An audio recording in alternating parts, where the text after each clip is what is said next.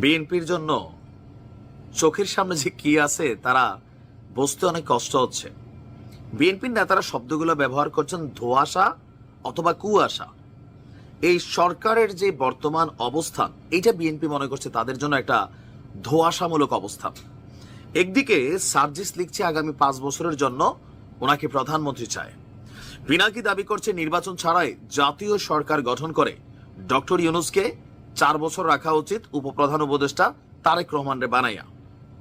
But গেল কিছুক্ষণ আগে বাংলাদেশে ফিরে এসেছেন আমাদের প্রধান উপদেষ্টা ডক্টর মোহাম্মদ ইউনূস। চীনে যে সফরটা দিয়েছেন খুবই সফল একটা সফর আমরা বলতে পারি। 2100 কোটি ডলার, 2100 কোটি ডলার ঋণ, অনুদান, বিনিয়োগ অনেক কিছু নিয়ে তিনি দেশে ফিরছেন। কিন্তু দেশে ফিরাই একটা দুঃসংবাদ পেয়েছেন বিএনপির তরফ থেকে। যে কোনো মুহূর্তে জনগণের খাতিরে রাজপথে নামবে, গণতন্ত্রের খাতিরে বিএনপি। আর বিএনপি রাজপথে নামা মানে আপনি বুঝতে পারছেন তো, মানে এত বছর যে জিনিসগুলো তারা দেখাইতে পারে নাই, করতে পারে নাই, সম্পূর্ণটাই তারা এখানে শোডাউনে নিয়ে আসবে। সরকার বিপাকে পড়বে। ইভেন এই সংস্কার ইস্যুতে আজকে বিএনপির ক্লিয়ার কিছু বক্তব্য, যে তিনি বলছেন যে অতি অল্প সময়ে লেভেল প্লেইং ফিল্ড তৈরি করে নির্বাচনের ব্যবস্থা করাই বর্তমান সরকারের প্রধান চ্যালেঞ্জ হওয়া উচিত।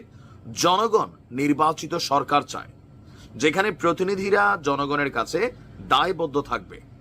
কারণ সকল সংগ্রাম হয়েছে একটি অবাধ এবং সুষ্ঠু নির্বাচনের জন্য। কিন্তু জাতীয় নাগরিক পার্টি বলছে এই অভ্যুত্থান শুধুমাত্র একটা নির্বাচনের জন্য হয় নাই, সংস্কারের জন্য হয়েছে।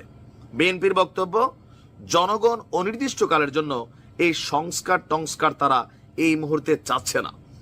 একদিকে যখন মির্জা ফখরুল ইসলাম তিনি এমন বক্তব্য দিচ্ছেন, অপরদিকে আমরা দেখছি যে বিএনপির আরেক নেতা জনাব রিজভী সাহেব তিনি আবার খুব কঠিন এক বক্তব্য দিয়েছেন যে নির্বাচন নিয়ে লুকোচুরি খেলা হচ্ছে।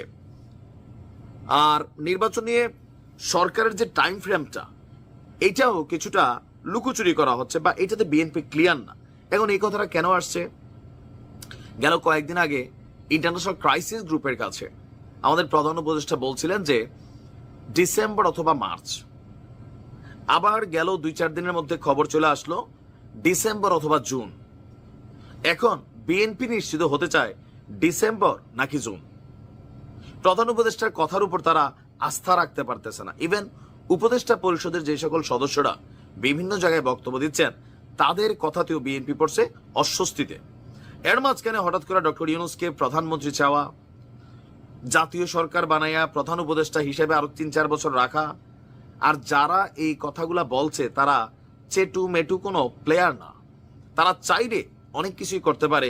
গত 7 মাসে এটা প্রমাণিত হয়ে গেছে। সো বিএনপি এই জায়গাতে কনসার্ন যে কোনো মূল্যে নির্বাচন করতে হবে।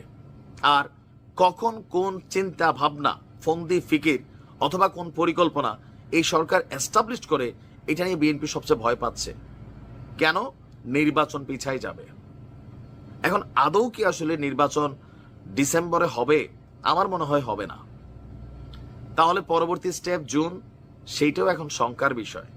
কারণ পিনাকিদা তিনি খুব স্পষ্টভাবে কিছু বক্তব্য দিয়েছেন, যেগুলোকে আমি মনে করি সরকারের সাথে একটা কানেক্টিভিটি ওনারও আছে। সার্জিস হাসনাত তারাও একটা টিম পিনাকিদার সাথেই। সো মাঠের মধ্যে একটা অবস্থান তৈরি করা, সরকারের মধ্যে একটা অবস্থান তৈরি করা হইলেও হইতে পারে। যার কারণে বিএনপি এখন এই ধরনের গরম গরম বক্তব্য দিচ্ছেন। ডক্টর মোহাম্মদ ইউনূস এই লম্বা একটা সফল সফর শেষে দেশে আইসা যখন এই ধরনের কথাবার্তা শুনছেন, নিশ্চয়ই ওনার কিছুটা মন খারাপ হচ্ছে। দেখা যাক কি হয়।